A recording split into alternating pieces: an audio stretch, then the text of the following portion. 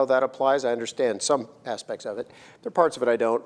But these are prophecies that he emphasizes are not going to fail. They are going to occur. Now, they're very specific because they deal with Edom and that particular part of the world during the millennial kingdom. So we covered in chapter 34, we got through verse 6, or through verse 5, and this was the second coming. This is when the Lord returned and imposed his will on the earth.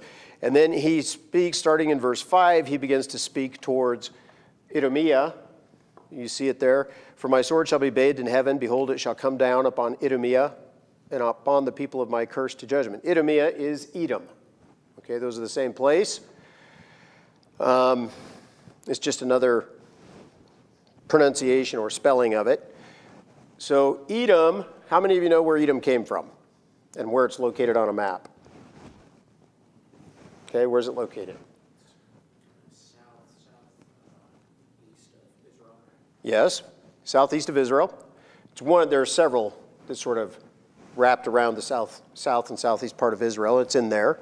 Where would it? What nation is it in today? No, Saudi Arabia doesn't come that far north. I heard it. Jordan. There we are, Jordan. It's in Jordan. How many of you have ever seen images of Petra, a stone city, or been there? Okay. That's in Jordan. You have to go into Jordan to get to Petra. And that is part of Edom. That was part of the kingdom of Edom. If in several prophecies and descriptions it talks about them, Edom living in the cliffs of the rocks, right? That's what Petra looks like. It's carved right out of the sides of cliffs. And so that's where it was. It's a desert land. It isn't entirely desert. Things can grow there if you take care of it and treat it right. Now, who were the Edomites? Where'd they come from? Yeah, these are Esau's descendants. And so, it was an interesting thing. Israel gets established in the land. The land was given to Abraham and his descendants through his chosen seed, which was Isaac and then Jacob, right? Jacob's name is changed to Israel. So it's the land of Israel. It's the children of Israel. That's their place because they're descendants of Jacob. And that's the people who get the land of Israel. But God assigned land all around Israel. And you'll see, when Israel leaves Egypt and is crossing through the desert and eventually gets the go-ahead after 40 years to go on into the land, God tells them to go around certain nations. He says, that's their land. You can't take it from them. I gave it to them. And that includes the Ammonites and, I can't remember the other one, the name of the other nation. What's that? Yes, the Moabites and the Edomites. The Edomites, of course, God gave them land because they were descendants of Esau, and Esau was a descendant of Isaac and Abraham. And the Moabites and Ammonites, they got their land because they were descendants of Lot, who was, of course, the nephew of Abraham. So even his extended relations, who weren't part of the promise, got the gift from God of land for their people, simply by the reality of their relationship with his chosen people. Now, did Edom, or Ammon, or Moab for that matter, did they view Israel positively? No, they're at war all the time with Israel, right? There are times in the history of Israel and Judah when they would be in alliances for short periods, but the vast majority of the time, these nations were at daggers drawn. They did not like each other. Okay? It's almost like the people of Edom had adopted Esau's anger over what Jacob did, right? And held on to it for centuries. Now, Jacob was tricky and he did things he shouldn't have done. Tried to steal things and trick people and stuff. But the reality was, it wasn't really his to steal and it wasn't really Esau's to lose. because God had already assigned it to him before he was ever born. Right? He prophesied through, I can't remember who through, I think it was through Abraham, but anyway, he told them, or through Isaac, that the elder would serve the younger before they were ever born. And so he made it clear who his chosen seed was. And Isaac, he was going to break God's command. He was going to give the birthright to Esau. Now, there were two things, the blessing and the birthright. Esau had already given up the blessing. He sold it for a mess of pottage, right? But he wanted the birthright, or maybe it was the other way around. He sold the birthright. He wanted the blessing. And that's when Jacob deceived him and tricked him. But Isaac wasn't supposed to give him the blessing. He was supposed to give it to Jacob. Had Jacob just trusted God and been patient, he'd have gotten it anyway. But in any event, that angered Esau, as everyone knows, to the point to where he threatened Jacob's life, and Jacob fled for his life. And it seems like that never really healed. And I know they met and they were all hugs and smiles. But if you read the passage, you'll notice Esau just meets with him for a real short period of time and then leaves immediately. And they really don't see each other again until they bury Isaac. And it's pretty clear that that's because he didn't forgive him. He really wanted to do something about it. I don't know what caused him to back off, but they did not like each other. And their descendants didn't either. And so Israel spends throughout its history, it struggles with Edom and Moab and Ammon. Now the Edomites were a little worse than the others. For one reason, they were a bigger nation. For another, they were sort of tricky. So whenever Israel had a problem and was suffering in one part of its land, like an invasion from Assyria, Edom would invade on the other side. Or when Philistia was pushing in, they'd come in from the other side. They looted the temple treasury at least once. And so they were not friendly. Now, when Israel did move through to get into the land, they asked permission to move through Edom, and Edom didn't give it to them. They said, we won't touch anything, and we'll pay for any food. We'll stay on the highway. And Edom said, you're going to have to go around. So they went around. And I believe it was the Ammonites that said, I think they all said the same thing, and one of them came out and fought with them, which didn't go their way. So these peoples are peoples that knew who God was. They knew all about him through their ancestors and rejected him wholesale for idolatry and hated the people he had chosen. So keep that in mind as we go through. Now, modern times, I don't know where the Edomites are today. I mean, their genetic descendants are somewhere. Okay? Where they are, I don't know. We all know Herod was an Edomite, right? Everyone knows that. King Herod tried to kill Christ. And that his descendant, Herod Antipas, who was strucken of worms and died by an angel, actually, in the book of Acts. He's another one. He was an Edomite. They had usurped the throne. They had taken the throne of Israel. And that's what Christ was referring to when he said, the kingdom of heaven suffereth violence, and the violent taketh it by force. He was talking about Herod. Okay? And he referred to Herod in another passage. It was a different Herod. Herod the Great had already died. It was his son Herod. He called him that old fox, remember? Christ called him that. And he was rebuking the way he lived his life and the decisions he had made. So, but past that, we really don't know where their descendants are. The people who live in Jordan now are primarily Arabs, right? That's who's there. Now, the Arabs are also relatives of Israel, aren't they? And they don't like them either. Okay? There's as much bad blood between Arabs and Israelis today as there was between Edomites and Israelis in the past. It's basically the exact same attitude. To the point to where they faked up their own scriptures to claim that the Jews had stolen their promises, that they were really the chosen one. Ishmael was really the chosen one. All I can say is Allah is not much of a God if he can't make sure his chosen one gets the land. That's all I can say.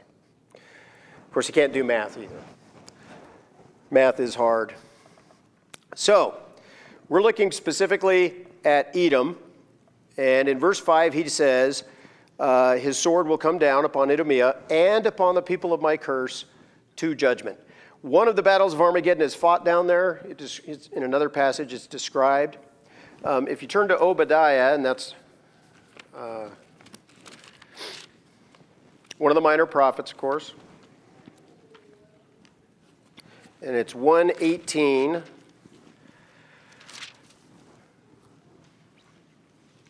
says, "In the house of Jacob shall be a fire, and the house of Joseph a flame, and the house of Esau for stubble, and they shall kindle in them and devour them. And there shall not be any remaining of the house of Esau, for the Lord hath spoken it." So as far as Esau's descendants are concerned, they're either already cut off or they will be cut off entirely. I think they're already cut off. But this is referring to the kingdom period, because in verse 17 it says, "But upon Mount Zion shall be deliverance, and there shall be holiness, and the house of Jacob shall possess their possessions." In verse 19, "And they of the south shall possess the mount of Esau, and they of the plain the Philistines, and they shall possess the fields of Ephraim and the fields of Samaria, and Benjamin shall possess Gilead," and so on. So you can see that these nations are going to be dispossessed. Philistia is not going to be Philistia anymore. That's where we get our word Palestine. That's just Philistia, okay? It's the Latin version rather than the Greek or the Hebrew. But these places are going to be inhabited primarily by Jewish people, by the people of Israel. But we'll see here that the area that Edom resided in is not going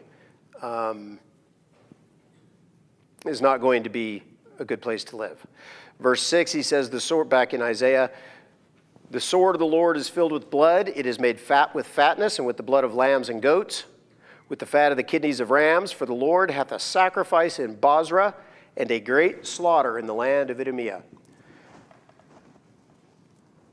So a lot of people are going to die at the hands of the Lord himself. "And the unicorn shall come down with them, and the bullocks with the bulls, and their land shall be soaked with blood, and their dust made fat with fatness." What does the unicorn refer to? Well, it isn't the vision of the mythical unicorn that we have. It's not a horse with a horn on its head. Most people think it refers to some kind of rhinoceros. I don't really know. Job's description, there was an animal, it's called the Asian rhino. Any of you ever heard of that? It's extinct now. It was much bigger than an African rhino, and it had a single horn. And the description in Job makes sense. It fits with that. I mean, it was a massive animal. So that's generally what we think it means when it talks about unicorns.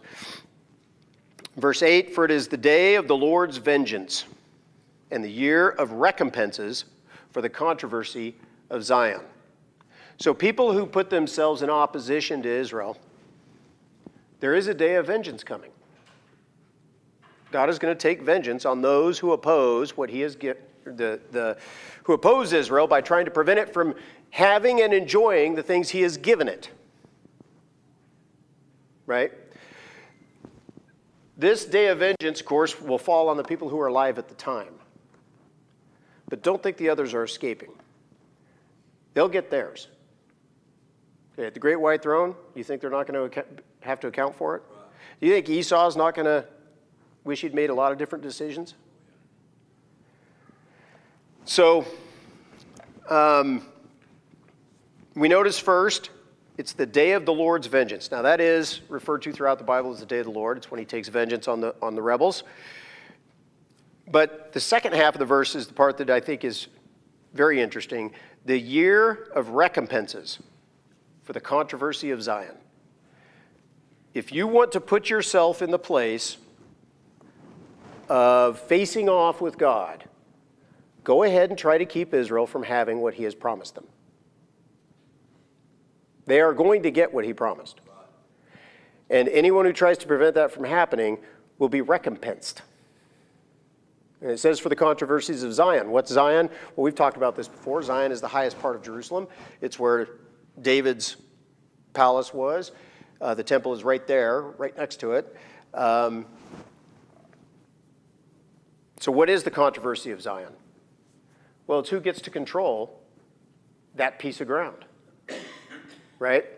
So right now, who controls Jerusalem?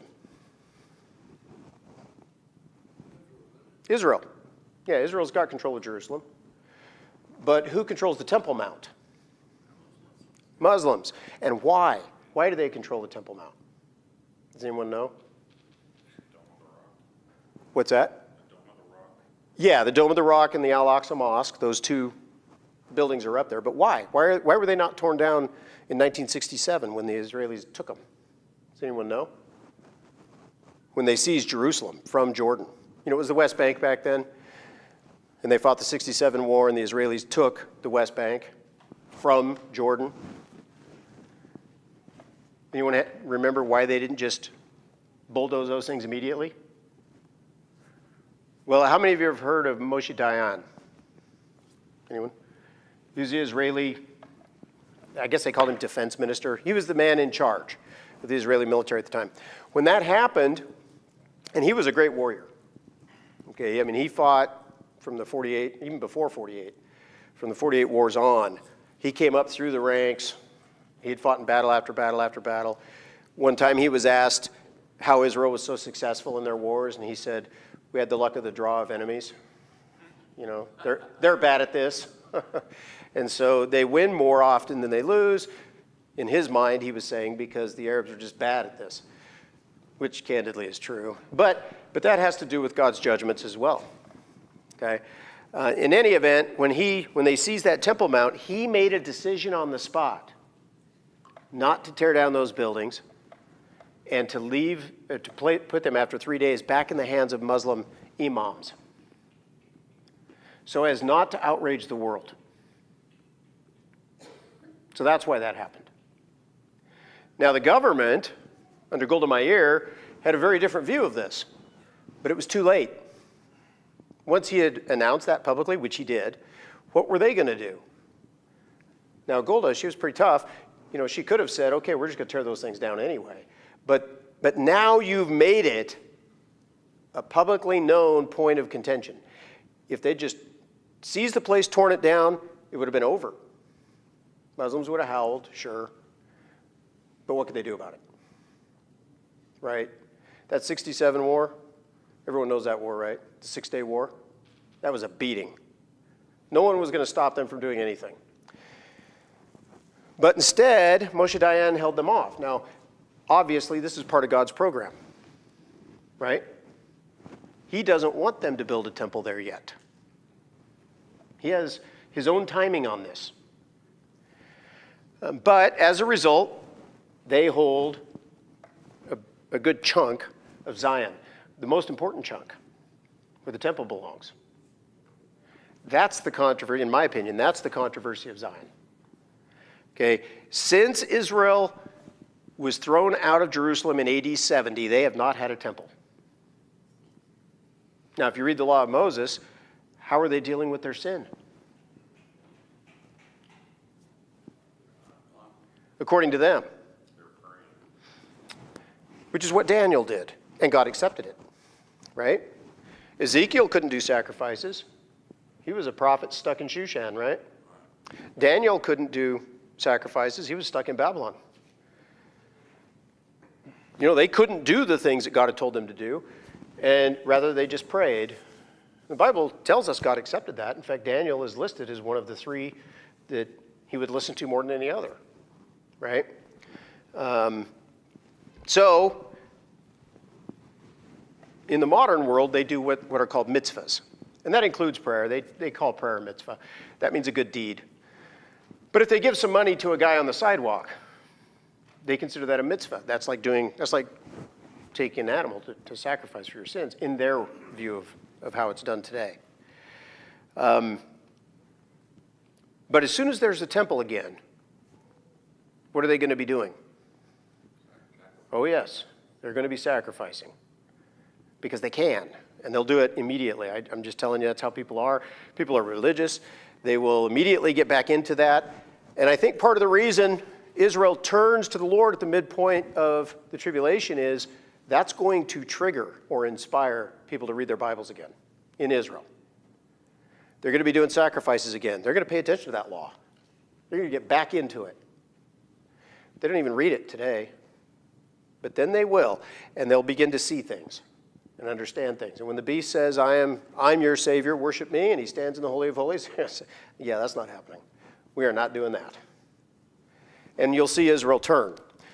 So God has his own plan for the temple. Moshe Dayan thought he was being worldly wise, but in reality, I believe, that was just God pushing things, arranging them his way for purposes of timing.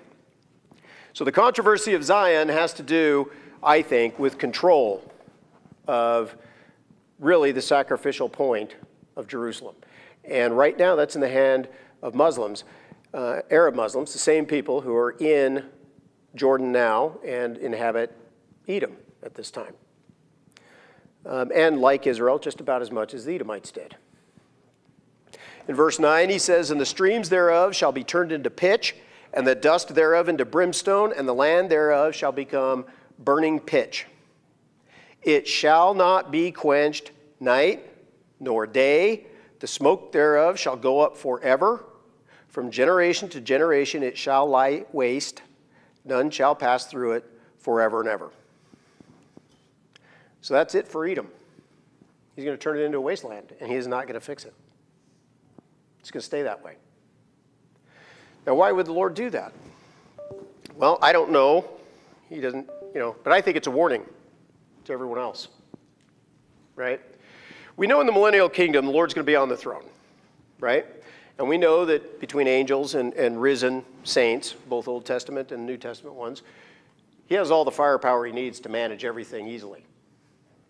Plus, he's God. He doesn't even need any of us, right? And so he can do what he wants with the world, and he is going to do what he wants with it. One of the things he's going to do is impose peace, right? There's going to be 1,000 years of peace. No wars.